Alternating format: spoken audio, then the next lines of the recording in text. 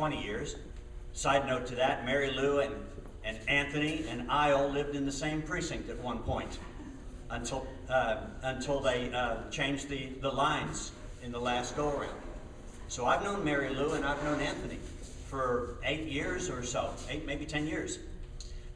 Great people. I think if I lose and she wins, we're not going to be hurt. I really do believe that, because I know her thoughts and I know her positions on things, and they're very, very similar. So from that aspect, it's great. But anyway, my point that I want to bring up before I get into me is the fact that you need to be involved from the very grounds of this situation. And you need to be involved as much as possible, because to affect things, you have to be involved in your precinct convention, your county convention, and if possible, your state convention. I've been on the state platform committee 3 times. I've been on the credentials committee once. I've been on the nominations committee once. And that's in the past 12 years, I guess, that I've been there. I did not go to the convention last go around. It just, the schedule wasn't allowing me to go. But the fact is, within this, we need to be involved in standing up for what you believe and going in and getting involved in this situation. In the state of the country today, if we pull out from the Republican Party politics, a vacuum will occur and you will see a change in what's in your leadership. We already see it on the national level. We're starting to see it on the state level. We're starting to see it on the local level, because most of the conservatives have kind of pulled back because they get fed up with what's going on. I understand, but you can't stay there because the vacuum will be filled by something else. So you've got to put your feet to the fire and get involved. Now, with that subject going on, let's go back over to what we're dealing with today. State Board of Education. Back when I was talking to my daughter, my youngest daughter, I have 5 children, 32, 31, 29, 23, and 18. The 18-year-old finally graduated from high school, changes your status, you know? It just changes the environment. And all of a sudden now I have a little bit more time. So, with that being in mind, I was talking to a friend of mine that's been on the State Board of Education, David Bradley. He's been on the State Board for 20 years. I've known David for 30 plus years. David's been the head of the conservative wing of the State Board of Education for quite a while. And he first called me and said, "Do we have anybody in mind?" I'm like, I don't know. I'll talk with Grassroots America. I'll talk with the several people that I know of. And I got back that nobody had anybody in mind. And then it went from that to, how about you? Oh, okay. Well, we talked about it, we discussed, and we concluded that it was the best way to do. We had to do something to make sure we got Ratliff not to win again. Because I'm sorry, that is bad. We don't need him there. End result is he's not there. So we have someone else in the race. That happens to be from Lufkin, Kevin Ellis, and from what the sources that I have, he has both teacher and ISD support. That means that the taxpayers get lost in that shuffle, because the focus that he's going to have is for the ISDs and for the teachers. So we need somebody other than that. We need somebody that's been involved and somebody that's concerned about the taxpayers. Now, the number one responsibility of the State Board of Education constitutionally is to deal with the permanent school fund. That is the only required constitutional position that the State Board of Education has. Now, it does have other things that are mandated by the legislature, and that is the curriculum, the graduation requirements, and there's 2 others that I can't recall right off the top of my head. But within that, obviously, the permanent school fund is very important. That's $30 billion. With that being said, I've been the treasurer for the Republican Club for 11 years, the treasurer for the Republican party for 10 years. I've been the high school referee treasurer for 3 years at one point. In fact, at one point I was the treasurer for 4 different organizations at the same time. I just happen to be somebody that's been entrusted with taking care of finances.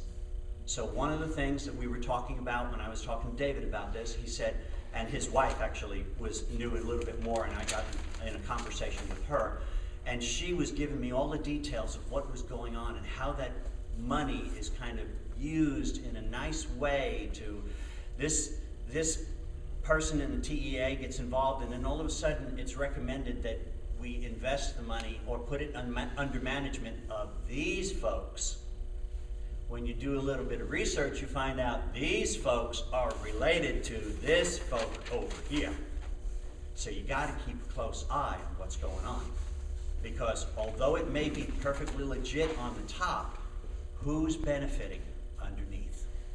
Who's benefiting underneath? That needs to be looked at carefully.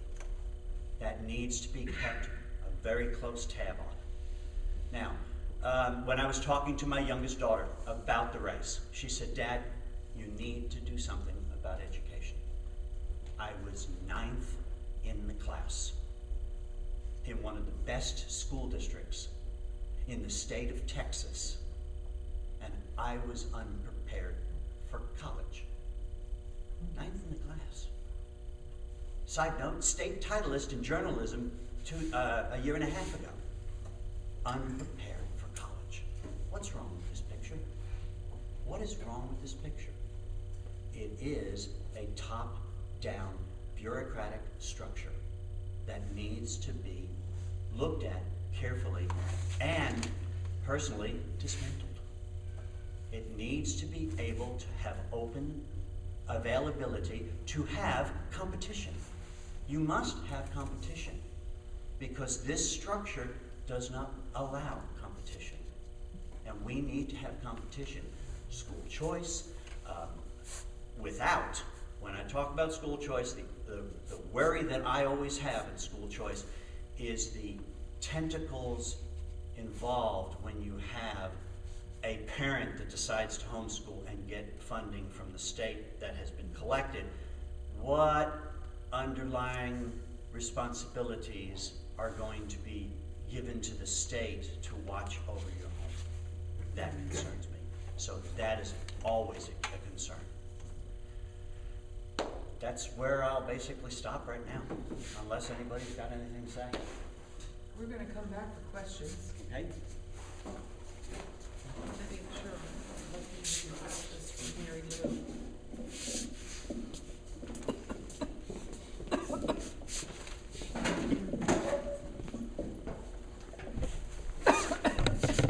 I used to sing in a gospel music group, so this used to be pretty easy, but I'm struggling. Mary Lou Brunner is also here. She is second of the 3 candidates that are running. Mary Lou hails from Mineola and has many years of education experience. She's a retired teacher now, but she taught or was involved in education for 36 years. So Mary Lou, would you come forward, please? I think standing is probably... Yeah, I need to stand it. I need to put my paraphernalia down somewhere. I had to bring my medicine cabinet with me. I had pneumonia since I got into this race, and I still have the cough that's left over from that. May we have the lady spell her name, please, for the paper? Okay, M-A-R-Y and then L-O-U, 2 names? 2 names, yes. And your last name is B-R-E-N-N-E-R? No, B-R-U-N-E-R. Bruner, okay, thank you. I just want to say thank you to all of you for coming out to learn about this important race. The State Board of Education is a very important race. It's way down on the ballot, and there's no pay that goes with this job. There's just complaints and a lot of headaches. But I think most of us are very concerned about the state of our public schools in Texas, and I think we just decided to try to do something about it if we could. So Hank used to be my precinct chairman, and we're friends. We're going to be friends however this turns out. But that guy down there in Lufkin, y'all better watch out for him, because he's supported by the School Board Association, and he's gonna be supported by the unions. They're not called unions, but they're actually are kind of like unions. Mary Lou, I'm just gonna, did you want to mind reading up to this just a Oh, little bit okay, more? thank you. There you go. Okay, I'm sorry. The children are your children, your grandchildren, so that makes this an important race, and you want them to be taught your values. You don't want them to be taught liberal values of states that, you know, that are not like Texas at all. I want to show you a map of District 9, State Board of Education, District 9. Down at the bottom, you'll see Angelina County.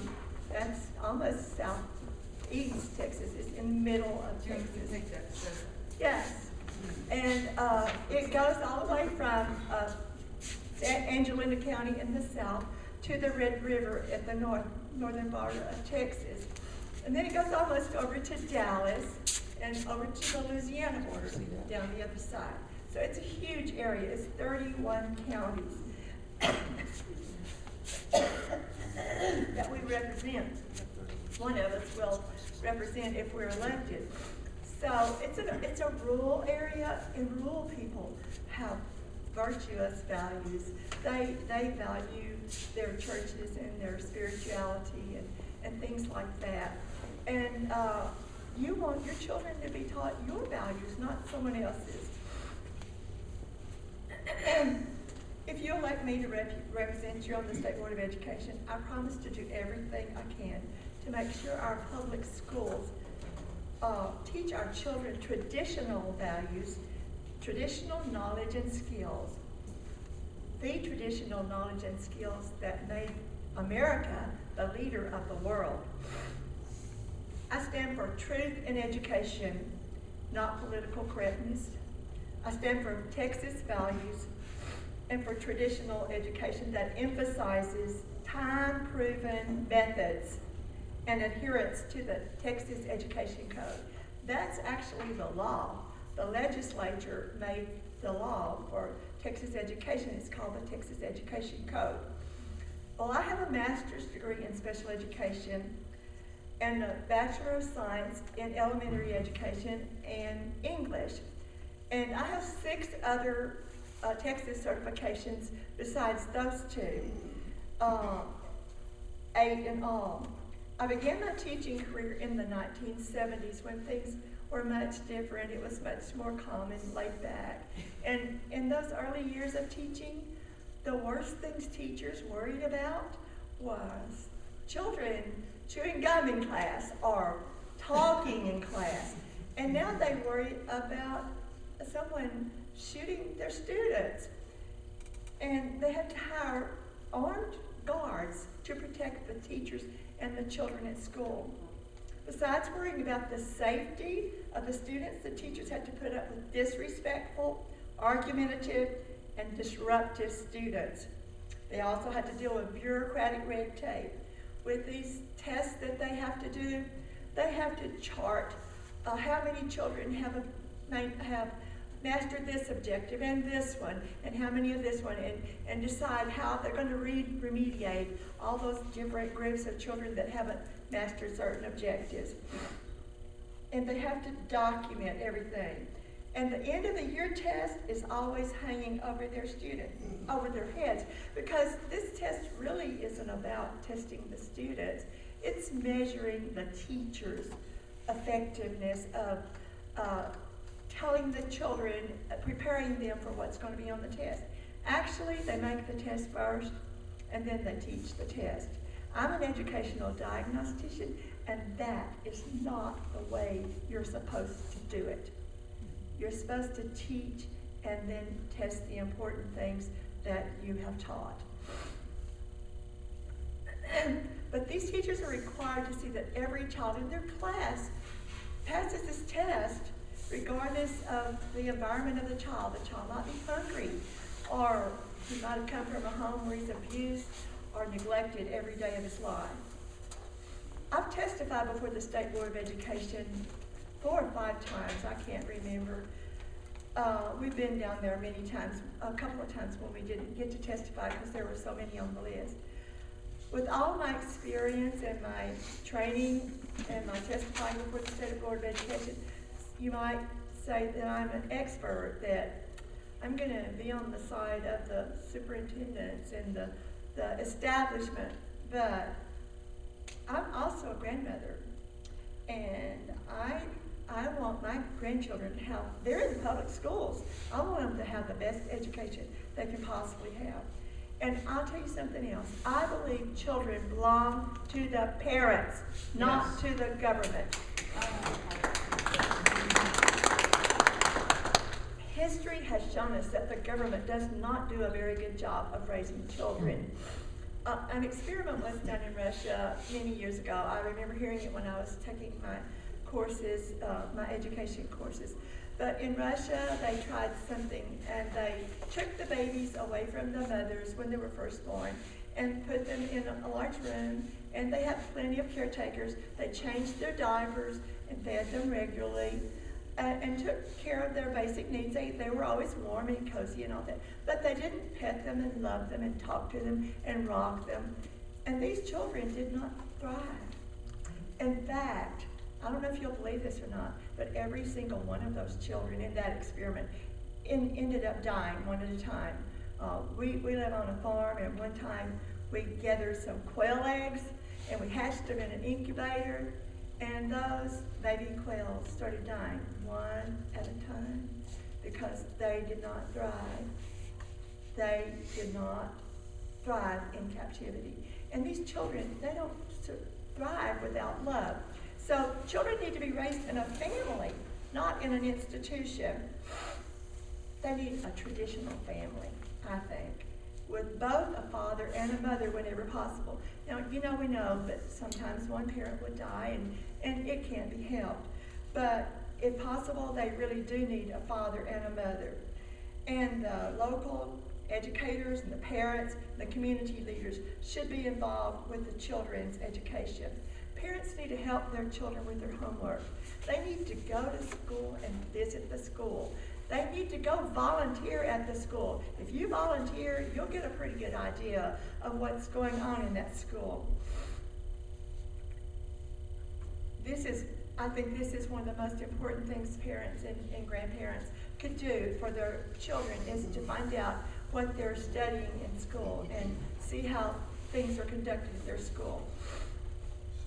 But I think the greatest danger to our public schools is Common Core curriculum. Yes. And federal control of our local public schools. Yes. We have to stop this. It's just creeping up on us, and they're taking more and more control away from the parents. About 10 years ago, my husband Anthony and I were in Austin testifying in the William B. Travis building, and while we were there, Governor Perry and Robert Scott was the Commissioner of Education at that time.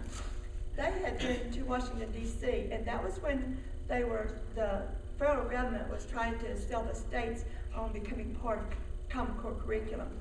Well, Robert Scott came in and talked to all of us in that room. It was a room full.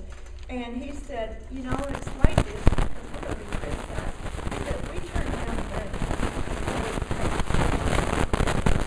He said that they were only going to give us 3 days worth of education for the entire state of Texas. They were only, what we turned down would amount to about 3 days of funding the schools of Texas.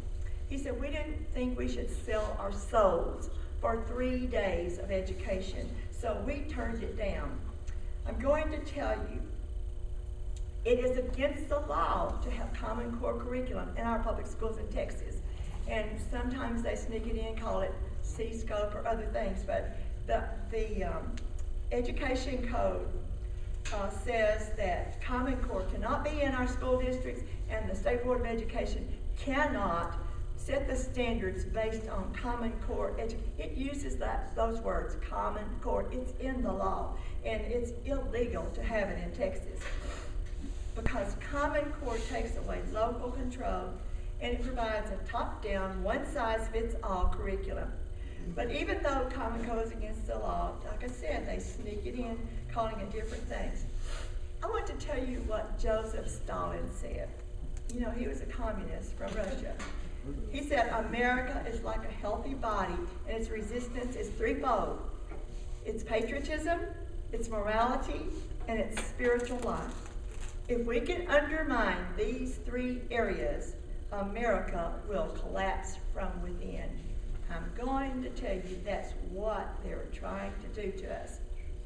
In 1958, a man named Cleon Skousen wrote a book. He was an ex-FBI agent. The name of his book was The Naked Communist. His book tells about 45 communist goals. The purpose of these 45 goals was to destroy the constitutional republic of the United States of America. They wanted to destroy the influence of the USA in the world. Well, let me tell you about some of these goals. Number 17, goal number 17 says, get control of the schools. And that's exactly what Common Core does. They are planning to take complete control of our schools. In 1965, that's the year I graduated from high school, the government passed the ESSA Act. That, in 1965, it stood for Elementary and Secondary School Act. Well, this law was upgraded and changed a little bit, and it was made worse, frankly, under George Bush, and it was called No Child Left Behind in the George Bush administration. But George Bush didn't write this bill. Senator Ted Kennedy wrote it. He was in charge of the committee that wrote No Child Left Behind. So now you know why we hate that bill.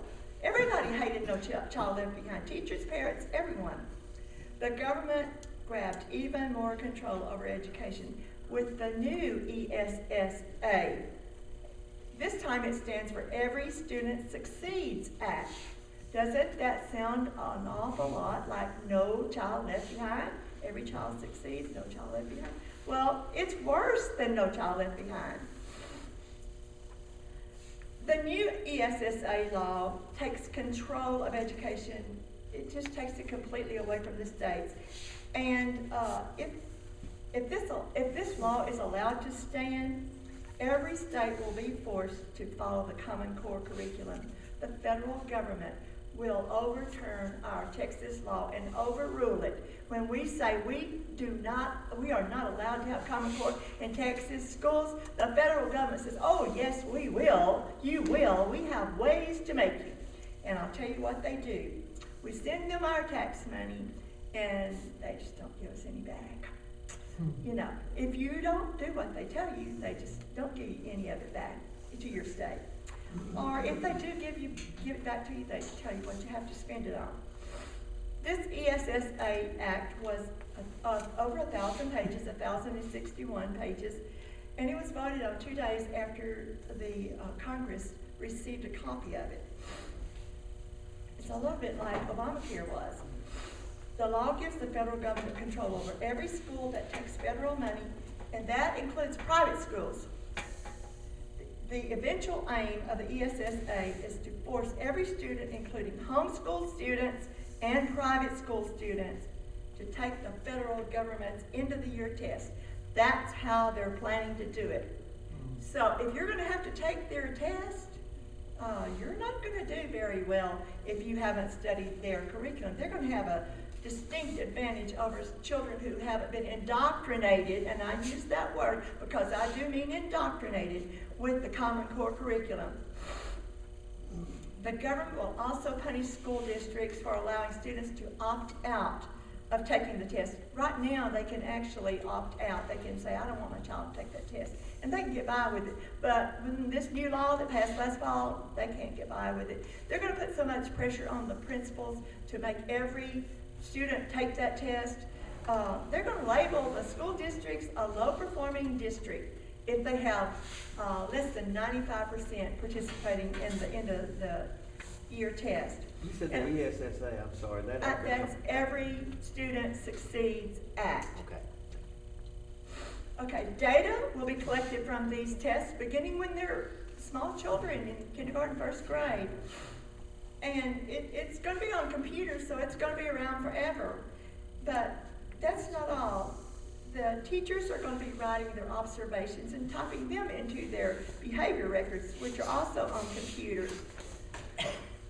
Excuse me. And then if the students don't do well, then the teachers will have to remediate the children and shape and control their thinking. That's the goal. It's not to teach them facts and information, it's to control their thinking. They want to make little robots out of them that won't question what they're told to do. Remember communist goal number 17? Get control of the schools. Communist Goal 29 says, discredit the American Constitution by calling it inadequate, old-fashioned, and out of step with modern needs. That's what these books are doing. Communist Goal 30 sought to discredit the Founding Fathers. Number 31 says, belittle and discourage the teaching of American history as it is only a minor part of the big picture. Did you know American history was only a minor part of the big picture? Well, evidently it is. The government says it is. All of these ideas that I just said are in the Common Core curriculum. Goal number 40 sought to discredit the family as an institution. And that's what this homosexual agenda was all about, homosexual marriage. It was trying to destroy the traditional family. And that's what they're doing with sex education in the schools too. Let me see if I can find this picture real quick. I saw Ann Hittinger this last week. She does a program on some text, children's literature books. These are picture books. Would you pass that around? It's sex education for children. And it has pictures of nude people in there. I mean, it's not pictures, it's drawings. But, I mean, they're nude. And these books are not allowed in prisons and jails because it's pornography. And there's also other pictures in there that are very revealing. I don't want to talk about that anymore. Based on the ESSA, it is very possible that children will be punished if they tell their teachers that God created the earth and that they did not evolve from lower animals. Or if the child says homosexual marriage is a sin, or if they say global warming is a hoax, or abortion is murder, the child could be punished and have to go to detention for a little while until he gets his mind straight. A record, and they also keep records of all this, and they label them as defiant children. They have deviant behavior, defiant behavior. And when the children come to school saying these things like murder, abortion's murder and stuff like that, well, the teachers may tell the children that their parents are racist, homophobes, and bigots for telling them such lies. Or a teacher that's not quite so sold on Common Core might say that the parents are ignorant because they were raised in a different time when most people didn't know any better.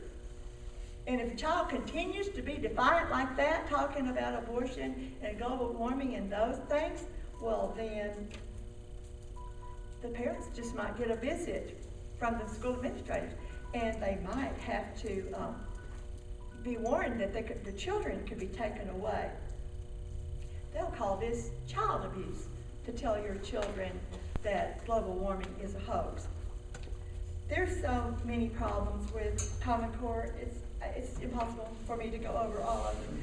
But they're not teaching phonics and grammar rules in the reading and language arts classes. They're not even teaching the children to do cursive handwriting in many schools. Many schools do not teach the times tables. They might teach the 2s and 5s and the 10s. And Common Core math is to teach the children how to use a calculator. And it doesn't matter if you don't get the right answer, as long as you understand the process. The little children in health classes taught that they had to decide they want to be, a boy or a girl. And if they want to be a girl for a little while, they can just come dressed like a girl and use the bathroom with the girls, and then you can decide what you want to be later. You may think I'm joking, but I am not joking. This is the truth. Plato said, strange times are these in which we live, when old and young are taught falsehoods in school, and the person that dares to tell the truth is called at once a lunatic and a fool. I'm telling you the truth. I'm a teacher. I taught 36 years in public schools. It was getting bad when I got out, but it's much worse now. Thank you for listening to me.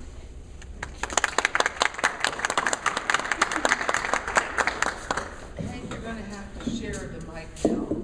Okay. There are some questions for you to answer, both of you. And Char's gonna do it. Okay. Let's go the other way. First question to the both of you.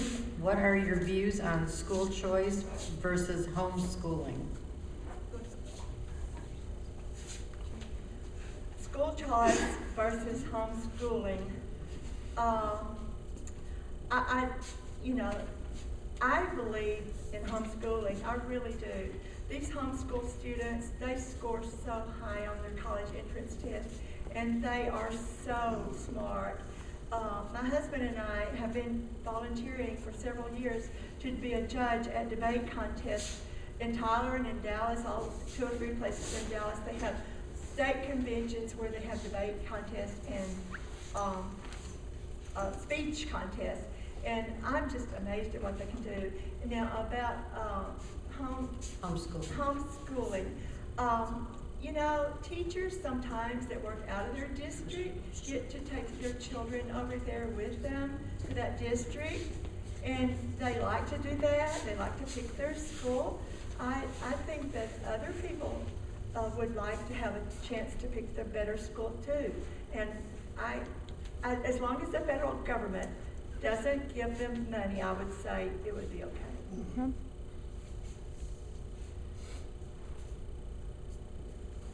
I have quite a few friends that did homeschooling. The only reason why we didn't do homeschooling, my wife didn't feel confident. I wish I would have pushed her a little bit further because she knew a whole heck of a lot more than the kids did to begin with. What was that? Huh? What did you start to say there? I said that we did not homeschool. Okay. We did have them in private school down in Houston when we couldn't keep the budget of a private school down there. I was not putting them in the Houston Independent School District.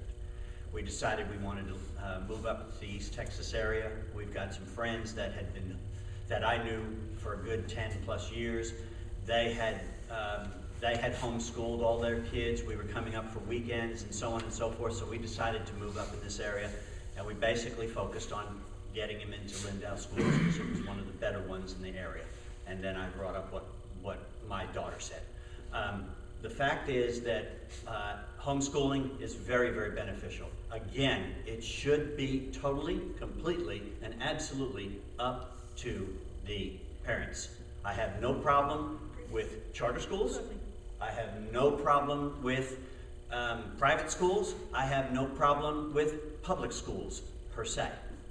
I am concerned, again, with the same thing we're running into in all the way, and that is the top-down type of structure of what we're supposed to teach our kids, rather than teaching them the basics and then giving them the strength enough to be able to actually reason for themselves instead of rote regurgitation, which is what we tend to have in most of your testing. This is a little bit of a lengthy question. I'll repeat it if necessary, but I think it's a very good one. The state is getting ready to hand down a burdensome evaluation program. How much is this different from the federal government? Is there any way around this increase in red tape? The teacher's evaluation may be tied directly to test resultings, among other things. Is there any way to wean Texas off of federal dollars? I would love it if they just did away with the federal education system. I would just love it. That's what we would have so much more money to send. We send them our money, and they send us back however much they want to give us back. They usually take at least 30%, probably more most of the time. What, I was kind of caught up, what was the part about, Only 8%, it's only 8% as far as I know. Oh, is of it? federal dollars Okay. that fund the schools in Texas. okay. What was the first part of that question? The first part is a statement saying the state is getting ready to hand down a burdensome teacher evaluation program. Yes, How that- much is this different from the federal government? It's the state is doing it because the federal government is pushing them and forcing them to do it. No, it's not good. It's not good that teachers don't enjoy teaching anymore. They're wanting to leave because it's not fun anymore. When you enjoy your job, you do a better job. And the teachers they don't like all this pressure. And it's not fair. I taught special ed. How are you going to compare my scores of my students with the accelerated class? How are they going to evaluate a PE teacher based on test scores? How about a music teacher? It's just not fair, and I don't see any fair way to do it. I just don't think they should. On that question, we're basically on the same page on that one, so a lot of this is going to be IBID, so I don't need to really say much. The point, aside from that, is that our responsibility on the State Board of Education has limits of what we can and can't do. We can simply push and coax and so on and so forth. The legislators are the ultimate responsible parties to do a whole lot of things. So we only get what we're allowed to do, which is, again, the permanent school fund, which also is the graduation requirements and the curriculum itself. So some of that we have involvement to. Some of it we don't because, again, when the legislature changes the guidelines, we're limited again. And then we also have to deal with the Texas Education Agency. Next question is, would you consider a new one-year course requirement covering our American Revolution? Many Americans know very little of American history. We cannot survive without an understanding of who we are and the importance of civil and religious freedom. Okay, I believe the question was, would I consider a new one-year course to teach the American Revolution? Yes. The longer we live, the more history there is to teach. And after a while, you get so much that you can't get it all taught in one course. And I really don't think that would be a bad idea because there are people that want to cut out the teaching of early American history. They just want to start after the Civil War, actually after Reconstruction, and call that American history because they think those founding fathers and the Pilgrims and all those people, they were a bunch of rebel-rousers and troublemakers. Just the very idea of them trying to break off from England like that, you know.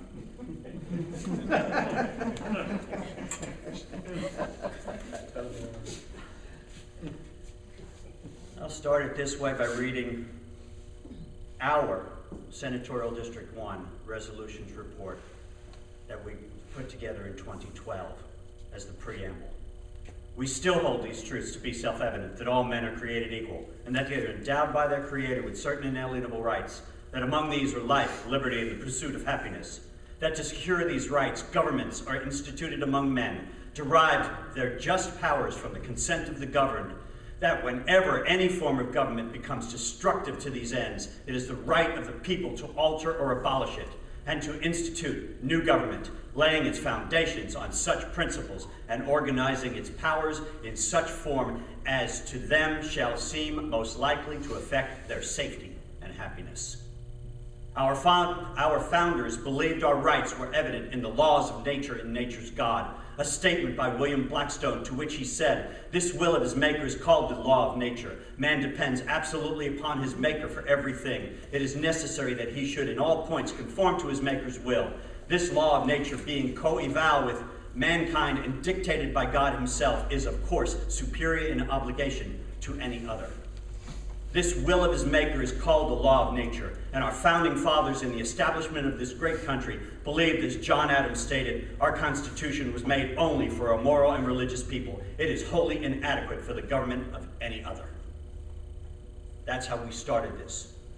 In addition to that, we have the very important recognition that most all of our founding fathers were ministers, if not ministers, involved in ministry in some way, shape, or form. In addition to that, one of the other things that we have to recognize is what I've dealt with the school board 3 years ago, just under 3 years ago. Freedom from Religion Foundation came in and said, we want to get rid of this play that's going on. And I said, we should not even listen to them. Why should we not listen to them? Our system is based on the principle that there is a creator that gave us our inalienable rights. Listening to the Freedom from Religion Foundation, which is an atheistic group, has eliminated themselves out of the conversation because they do not believe in a creator. As to that, I don't think that's enough, personally. I agree. What are your thoughts about online books versus hardcover books? I don't want them. I don't like them. You know, if it's online, they can change the text of that book. And if you're not looking at it every day, you may not even know it's been changed. And I just think it's just the wrong way to go. I know once you start, you know, technology, you can't put the toothpaste back in the tube. And you can learn a lot with technology. My husband was a technology director, and computers can help you so much. But, you know, if there ever comes a time when we don't have any electricity or anything else, if your books are online, you won't have a textbook. But I don't like the online textbooks. I think we need a book to hold in their hand. And there's research that proves that children do better with these kind of books.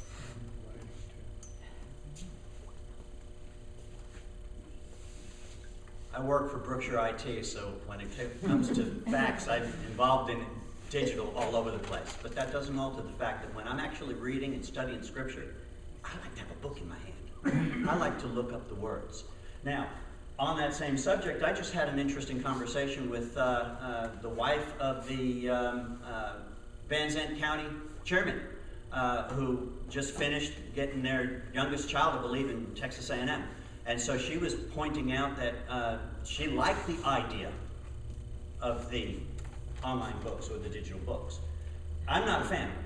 I am not a fan of them because, again, I believe that you have that there's a lot that you can do with a hard book in your hands. The benefit on one hand also is with the digital, as long as it can be constantly checked, and we have the responsibility as a state board to constantly double check what they're doing. If there's any editing, maybe. But I still like the hardbound copies because they are there and they stand for a while. The drawback to that is the amount of money that they're charging for those books, which is exorbitant.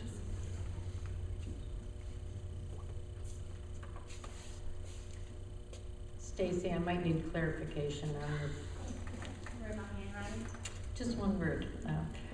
The current SBOE member, Thomas Ratliff, views local control is the superintendent over regional centers? Is that? Yeah. Okay. Well, is the superintendent, after regional centers and Okay. education center. Let me read. Okay. That Thomas Ratliff views local control as the superintendent after regional centers and education service centers. How is that local control? Question. And what is your view of what local control means? Oh, I'm glad I got that question.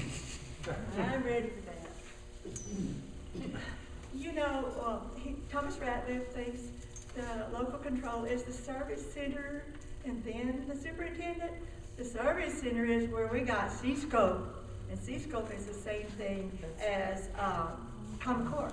Okay, they developed this with public money, and then they sold it back to us. So I am not very happy with the service centers. I can tell you, I am not happy with them at all.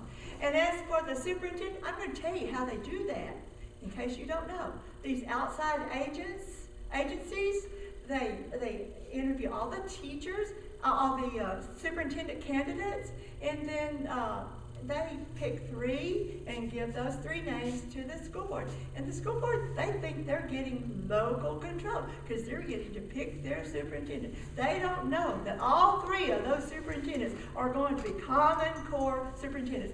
And they don't know that a Common Core superintendent will hire a Common Core principal. He'll run all the good ones off and hire only Common Core principals. And then that Common Core principal, he'll hire teachers that agree with him. So, you have to be careful when people say they're local control, because they want to have complete control of it before they say they're ready for local control. I want real local control. I want parents to get involved. I want them to find out what's going on in their schools, and if it's not right, then change it.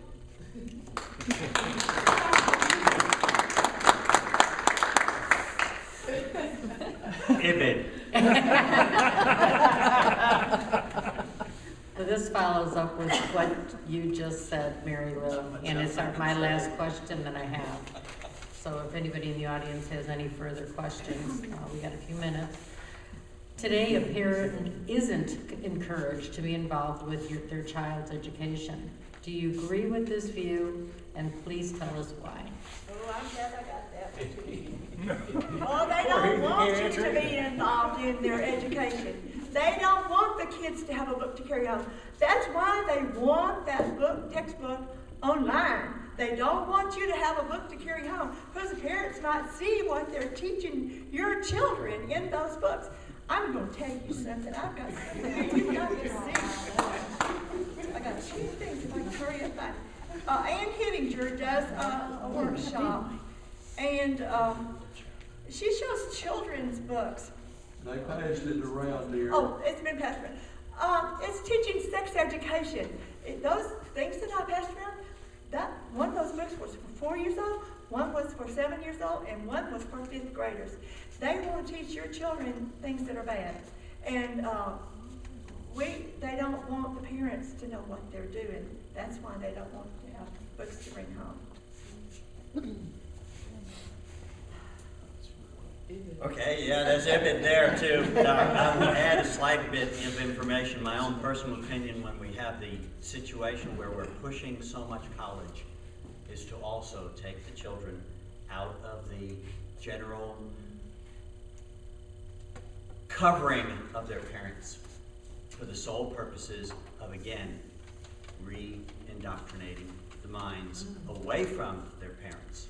We've got such a push for college. With that subject in mind, I have a bachelor's in psychology. What am I doing, did I say? Yes, exactly. Did it apply? No. I cut my teeth on IT working at a church. And that's how I started in IT, and that's where I got to. It was more reliable to deal with IT than it was psychology. Why? Because it didn't ever deal with the major issue. My course plan in college, this was my course plan. Psychology, master's in psychology, go in and get a psychiatric degree so that I would cover psychology in general deals with the mind. Psychiatry deals with the idea that the body, the physical body, has some issues, imbalances of chemicals and so on and so forth. Neither ever deals with the real problem, and that is the heart of man being intentionally and purposely wicked. Never deals with that issue. If it's not dealt with, all the rest of it is window dressing. Mm-hmm. And psychology and psychiatry put a nice wrapper on a spray paint can that says Arid Extra Dry. It's still spray paint. You said that there would be questions. Oh, I'm sorry, go ahead. I'd say something off the record, please. Okay, Off the record. how much you paying? To confirm this, teachers have to have continuing education. Region 7, others, they offer that continuing education. Is it possible that school districts that